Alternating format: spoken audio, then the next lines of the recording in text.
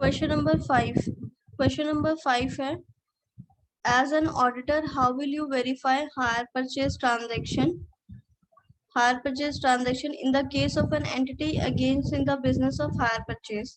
इसमें हमने ऑडिटर जो है वो कैसे वेरीफाई करेगा hire purchase transaction in case of an entity engage in the business of hire purchase. अगर एंटिटी जो है अगर वो एंगेज हो हायर परचेज के बिजनेस में, तो हम हायर परचेज ट्रांजैक्शन को किस तरीके से जाके वहां पे वेरीफाई करेंगे। ये हमारा क्वेश्चन नंबर 5 का ए पार्ट है। इसमें हमने कैसे करना है verification of hire purchase transaction. while checking the hire purchase transaction the auditor may examine the following। जब भी वो हायर परचेज ट्रांजैक्शन को चेक करते टाइम पे ऑडिटर जो है वो ये सारी चीजों को एग्जामिन करेगा। पहला, higher purchase agreement is in writing. जो हायर परचेज एग्रीमेंट है वो रिटर्न में होना चाहिए and is signed by all parties. दोनों पार्टी या जितने भी पार्टीज होंगी वो दोनों उस पर साइन कर दे। Hire purchase agreement specify clearly, उसके अंदर स्पेसिफिकली क्लियरली होने चाहिए the hire purchase price of the goods to which the agreement relates. Hire purchase price जो है वो एग्रीमेंट जिससे एग्रीमेंट से रिलेट कर रहा है उसका हायर परचेज का प्राइस होना चाहिए, उसके ऊपर स्पेसिफिकली क्लियरली लिखा होना चाहिए एग्रीमेंट के ऊपर, वो एग्जामिन करना है ऑडिटर ने। उसके बाद the cash price of the goods. Cash price कितना है गुड्स का, that is to say the price at which the goods may be purchased by the hirer for cash. Cash पे कितने का खरीदा उसने गुड्स, वो हमें वहां पे चेक करना है, एग्जामिन करना है। The date on which the agreement shall be deemed to have commence. जिस दिन पर वो एग्रीमेंट जो है वो वहां से स्टार्ट हुआ, मतलब जिस दिन हमारा ये हायर परचेज ट्रांजैक्शन का एग्रीमेंट जिस दिन बना वहां से उसकी डेट को, कब से मतलब हायर परचेज जो है वो कमेंस हुआ, वो हमने कंसीडर करना है। उसके बाद the number of instalment by which the hire purchase price is to be paid. कितनी उसमें हमने इंस्टॉलमेंट पे करनी है हायर परचेज एग्रीमेंट के अंदर। The amount of each those instalment and the date और द मोड ऑफ डिटरमाइनिंग। जो अमाउंट है उसका वो, फिर मोड ऑफ डिटरमाइनिंग किस मोड में पेमेंट करेंगे, कितनी इंस्टॉलमेंट जाएगी, कौन सी डेट को इंस्टॉलमेंट जाएगी, ये सारा का सारा हमने जो है वो एग्जामिन करना है एज अ ऑडिटर कंपनी में जाके। उसके बाद है हमारा द डेट अपॉन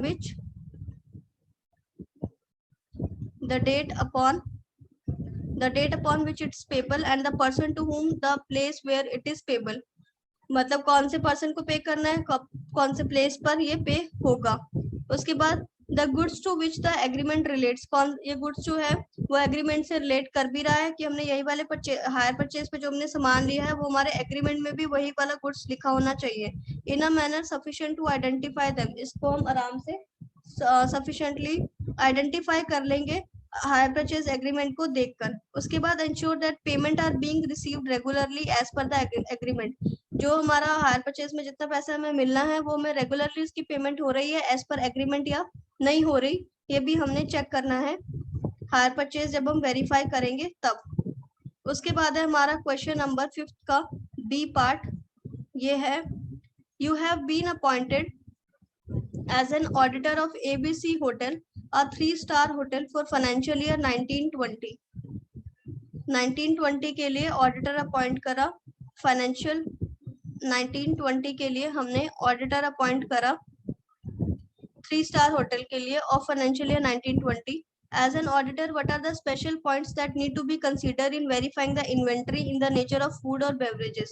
फूड और बेवरेजेस को जब हम चेक करते हैं तो अब हम क्या क्या वेरीफाई करते हैं, उसके स्पेशल पॉइंट्स हमें यहाँ पे लिखने हैं एज अ ऑडिटर। जब भी हम फूड एंड बेवरेजेस को चेक करने के लिए जाते हैं तो हम वहाँ पे क्या क्या चीजों को कंसीडर करते हैं, इसका आंसर हमने यहाँ पे बताना है। इसमें है वेरीफाई, जब भी हम करेंगे फूड एंड बेवरेजेस को तो हम उसमें क्या क्या बताएंगे। Verification inventory in the nature of food and beverages. The inventories in any hotel, जो भी इन्वेंट्रीज होती है किसी भी होटल में, आर बोथ रेडिली पोर्टेबल, वो एक जगह से दूसरे जगह पे ले जाने लायक होनी चाहिए, एंड सेलेबल होनी चाहिए, वो उसको बेच सके वैसा वो इन्वेंट्री होना चाहिए। Particularly the food, specially food और बेवरेजेस, फूड और खाना और पीना इस तरीके का इन्वेंट्री है जो कि ऐसा होना चाहिए, वो पोर्टेबल होना चाहिए, मतलब एक जगह से दूसरी जगह पे उसको ले जाए, और सेलेबल होना चाहिए मतलब उसको सेल करें। It is therefore extremely extremely important that all movement and transfer of such inventory should be properly documented. और अगर वो सेलर से बाहर की तरफ जा रही है तो वो डॉक्यूमेंटेड हो, मतलब इसकी बिल की कॉपी होनी चाहिए. To control to be exercise over each individual store, जिसकी वजह से अब ये सेल वाला डिपार्टमेंट उसको बिल दे रहा है, इसने यहाँ पे बिल रिसीव कर लिया. ये सारी जब चीजें होती है, जब सारी चीजें प्रॉपरली डॉक्यूमेंट होती है, तो क्या होता है कि हम एक कंट्रोल एक्सरसाइज कर सकते हैं इसके ऊपर over each individual stores, areas and sale point के ऊपर. The auditor should carry out test to ensure that all such documentation is accurately processed. जो ऑडिटर है वो कैरी आउट करेगा टेस्ट टू एंश्योर दैट जितनी भी डॉक्यूमेंटेशन है वो एक्यूरेटली प्रोसेस हो रही है या नहीं हो रही. Therefore, following may be noted in the regard. इसके लिए हमें कुछ ये नोट्स बनाने पड़ेंगे. A, B, C, D, E. A है हमारा all movement and transfer of inventory must be properly documented. एक जगह से अगर दूसरी जगह पे हमारा इन्वेंट्री जा रहा है तो हमें उसको प्रॉपरली डॉक्यूमेंट करना है. उसके बाद है areas where inventories are kept must be kept locked and the key retained by the departmental manager. जो इन्वेंट्री का एरिया है वो हमेशा लॉक होना चाहिए और वो जो की है वो रिटेन करे डिपार्टमेंटल मैनेजर. उसके बाद the key should be released only to the trusted personal and unauthorised person should not be permitted to in the store area. जो की है वो उस पर्सन को नहीं देना चाहिए, जो अनऑथराइज्ड पर्सन है उसको हम ट्रस्टेड पर्सनल को ही देंगे, और जो अनऑथराइज्ड पर्सन है उसको परमिट नहीं करेंगे स्टोर एरिया के अंदर आने के लिए. उसके बाद many hotels use specialised professional valuers to count and value the inventory on a continuous basis throughout the year. बहुत सारे होटल्स जो है वो एक स्पेशलाइज्ड प्रोफेशनल वैल्यूअर्स को बुलाते हैं काउंट करने के लिए उनकी वैल्यू ऑफ इन्वेंटरीज को कॉन्टिन्यूस बेसिस पे थ्रू आउट द ईयर, पूरे साल. उसके बाद the auditor should ensure that all inventory are valued at the year. जो ऑडिटर है वो इंश्योर करता है कि जितने भी इन्वेंटरीज है वो वैल्यूड है at the year and, and that he should himself be present at the year and. वो खुद भी मतलब जो ऑडिटर है वो इंश्योर करेगा कि सारे के सारे इन्वेंटरी जो है वो हमने वैल्यू कर दी है ईयर एंड पर, and that he should himself be present, और वो खुद भी प्रेजेंट है at the year end physical verification के लिए to the extent of practicable having regard to materiality, consideration and the nature and location of inventories. ये सारी चीजें हमने जब हम वेरीफाई करेंगे फूड एंड बेवरेजेस को तो हमने ये सारी चीजें चेक करनी है कि जो जो मटेरियल चीजें हैं, जो जो अगर इन्वेंटरी को चेक कर रहे हैं तो movement of goods from one place to another place वो प्रॉपर्ली डॉक्यूमेंटेड है, उसको हमने जाकर देखना है. किस एरिया में वो रखा गया है फूड एंड बेवरेजेस वो एरिया देखना है. उसकी कीज जो है वो ट्रस्टेड पर्सन को ही देनी है, अनऑथराइज पर्सन को हमने की नहीं देना, उसको आने जाने की परमिशन वहां पे नहीं होनी चाहिए. उसके बाद बहुत सारे जो होटल्स होते हैं वो एक स्पेशलाइज्ड प्रोफेशनल वैल्यूअर्स को बुलाते हैं काउंट करने के लिए अपनी वैल्यू ऑफ इन्वेंटरी को on a continuous basis through out the year. उसके बाद जो ऑडिटर है वो इंश्योर करता है कि जितनी भी इन्वेंटरीज है वो वैल्यू है ईयर एंड के ऊपर, एंड वो हिमसेल्फ प्रेजेंट है at the year end. Physical verification भी उसने किया हुआ है, वो सारा के सारा जितने भी इन्वेंटरीज है वो उसकी जितनी वैल्यू ईयर एंड पर शो कर रही है उतना ही स्टॉक हमारे पास फिजिकली पड़ा भी हुआ है. टू दी एक्सटेंट जितना प्रैक्टिकेबल है उतना हम लिख देंगे. उसके बाद having regard to materiality, consideration and nature and location of inventories. इसमें having regard to materiality and consideration and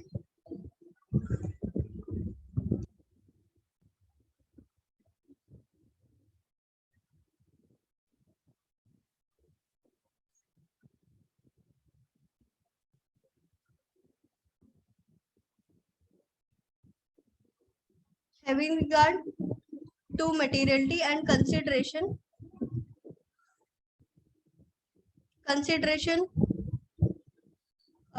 and nature and location of inventories. ये हमारा था फिफ्थ क्वेश्चन का बी पार्ट. अब हमने देखना है इसमें power of C and H in performance of his duties.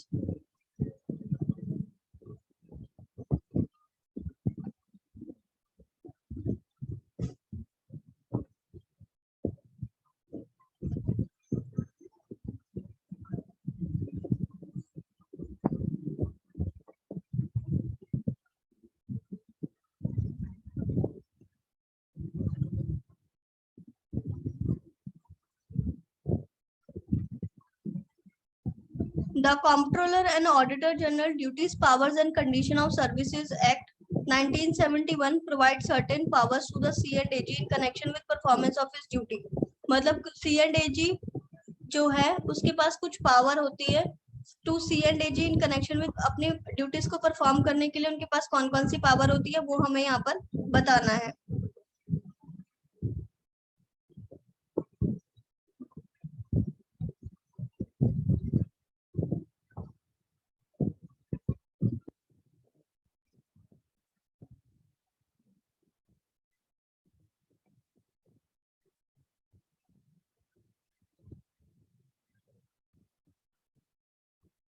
Power of C&AG in performance of his duties. The Comptroller and Auditor General duties, Power and Condition of Services Act 1971 give the following power to C&AG in connection with performance of his duties. इसमें हमारी 3 powers होती हैं C&AG के पास. To inspect any office accounts under the control of the union or state government, including office responsible for creation of initial और subsidiary accounts. इसमें हमें क्या करना होता है, इसमें हमें पावर जो होता है C&AG के पास वो इंस्पेक्ट कर सकता है office accounts under the control of union. जो भी यूनियन के कंट्रोल के अंदर जो भी ऑफिसेज हैं जो कंट्रोल में है यूनियन के या स्टेट गवर्नमेंट के, उसमें वो सारे ऑफिसेज भी इंक्लूड है जहाँ पर इनिशियली और सब्सिडरी अकाउंट्स बनती है. वहां पर वो अकाउंट्स जाकर चेक कर सकते हैं, इंस्पेक्ट कर सकते हैं. उसके बाद to require that any account books, paper, other documents which deal with or are otherwise relevant to the transaction under the audit to be sent to the specified places. अगर उनको कोई भी बुक्स, अकाउंट्स, पेपर, अगर कोई भी other document चाहिए जो कि डील करते हैं वो otherwise relevant to the transaction, अगर वो रेलिवेंट है ट्रांजैक्शंस के, उसको एक स्पेसिफाइड प्लेस पर ट्रांसफर किया जाना चाहिए, भेजना चाहिए. उसके बाद टू पुट सच क्वेश्चन और मेक सच ऑब्जर्वेशन, वो क्वेश्चन भी पुट कर सकते हैं अगर उनको लगा कहीं पर डाउट एंड क्वेरी, और वो ऑब्जर्व भी करेंगे as he may consider necessary to the person in charge of the office. Person in charge पर जो कि ऑफिस के अंदर है उसके ऊपर वो ऑब्जर्व करेंगे, उनसे क्वेश्चन भी पुट कर सकते हैं और कॉल भी कर सकते हैं for such information as him he require for the preparation. अगर कोई भी अकाउंट या कोई भी रिपोर्ट बनाने के लिए कोई भी इन्फॉर्मेशन चाहिए तो पर्सन इन चार्ज से वो डायरेक्टली डिमांड कर सकते हैं, which is his duty to prepare, जो उनकी ड्यूटी थी प्रिपेयर करने की. तो in carrying out the audit the C&AG has the power. Audit को कैरी आउट करने के लिए C&AG के पास पावर होता है कि वो डिस्पेंस कर सके with any part of detailed audit of any account or class of transaction and to apply such limited checks in relation to such accounts or transaction as he may determine. मतलब वो detail में audit करने के लिए अगर उनको कोई भी class of account of transaction check करना है, अप्लाई करना है, कोई लिमिटेड चेक्स अगर कोई किसी अकाउंट पे ट्रांजैक्शन पे, तो वो ये सारी चीजों को जाकर देखेंगे क्योंकि उनके पास ये पावर है. उसके बाद आता है हमारा क्वेश्चन नंबर 5 का D part. D part, I explain briefly the aspects that would be imminent on the part of the auditor to understand financial administration of local bodies before embarking upon the audit. हमने briefly explain करना है auditor को, auditor के बारे में local bodies before embarking upon the audit. Just a second.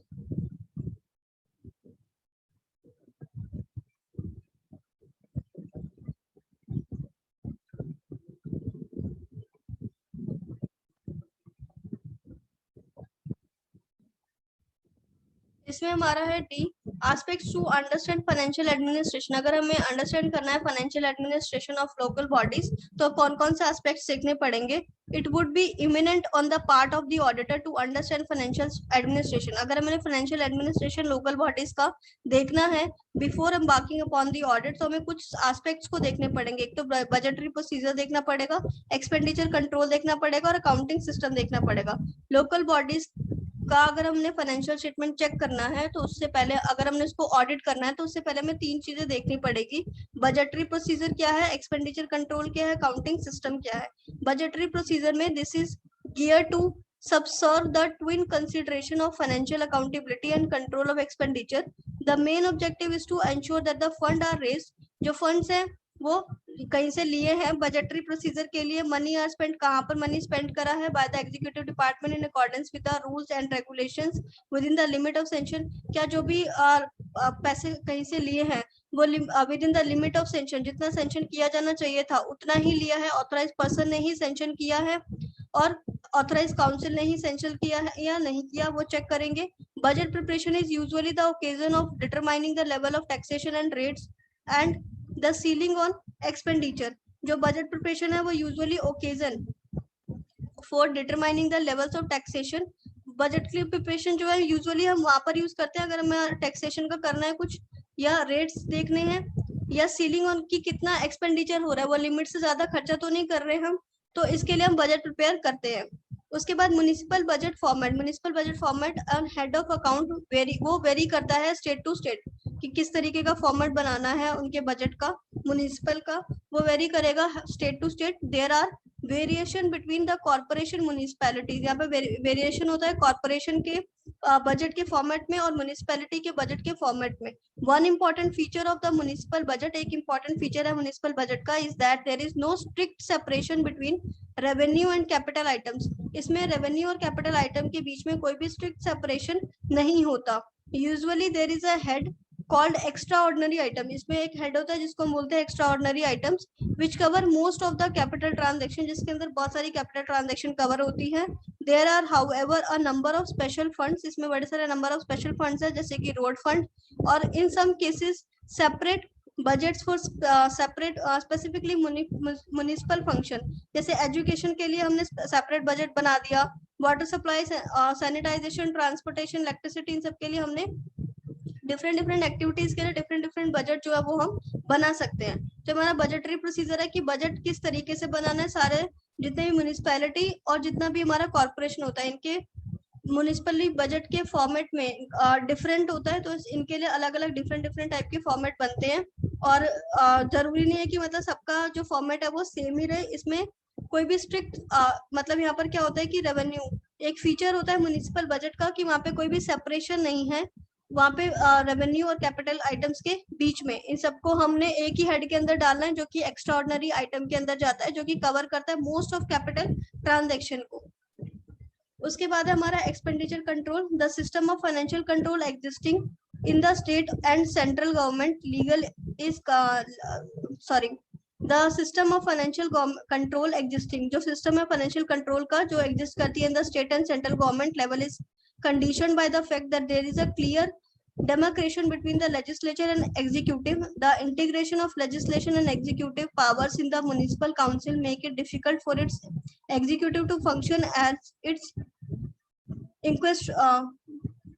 inquisitorial body as well. Moreover, the separation of executive powers and function in municipal government cannot accommodate the existence of an independent finance officer responsible to municipal council or its executive committee. This leaves the system of external auditor by state government as the only instrument of controlling municipal expenditure. Expenditure control मतलब कि खर्चों को कैसे control करते हैं, जो system होता है फाइनेंशियल कंट्रोल का स्टेट गवर्नमेंट के अंदर और सेंट्रल गवर्नमेंट के अंदर, उसमें बड़ी सारी कंडीशंस होती हैं जो डिफरेंस बताती है लेजिस्लेचर एंड एग्जीक्यूटिव के बीच में। जो भी इंटीग्रेशन होता है लेजिस्लेशन का और एग्जीक्यूटिव पावर्स का म्युनिसिपल काउंसिल में, वो उसको बहुत डिफिकल्ट बना देता है कि किस तरीके से फंक्शंस को एग्जीक्यूट करे इन बॉडी के अंदर। उसके बाद जो सेपरेशन है ऑफ एग्जीक्यूशन, मतलब पावर को किस तरीके से एग्जीक्यूट करना, उनके फंक्शंस कैसे होंगे म्युनिसिपल गवर्नमेंट में, उसको हम एकोमोडेट नहीं कर सकते अभी existence of independent finance officer responsible to the municipal corporation और इट्स एग्जीक्यूटिव कमिटी। उसके बाद ये क्या करता है, जो एक्सटर्नल ऑडिटर है स्टेट गवर्नमेंट है, वो सिर्फ कंट्रोल करते हैं म्युनिसिपल एक्सपेंडिचर को ही। उसके बाद अपना आता है अकाउंटिंग सिस्टम। अकाउंटिंग सिस्टम में क्या है, municipal accounting and budget format have been criticised as neither simple nor comprehensible. जो म्युनिसिपल अकाउंटिंग होती है और जो उसका बजट फॉर्मेट होता है वो ना तो सिंपल होता है ना ही ज्यादा कॉम्प्रिहेंसिबल होता है। समटाइम्स प्रोवाइडिंग इनएडुकेट, कभी कभी तो वो इनएडुकेट इन्फॉर्मेशन भी प्रोवाइड करते हैं एट अदर सेम टाइम, और कभी कभी वो sufficient information surfeit information provide करते हैं। Both this situations are not surfeit, मतलब थोड़ा आधा अधूरा प्रोवाइड करा या फिर इनएडुकेट या फिर ठीक नहीं है वो वैसा प्रोवाइड करा, तो ये दोनों ही सिचुएशन जो है वो कंड्यूसिव नहीं होती proper system of management information के लिए।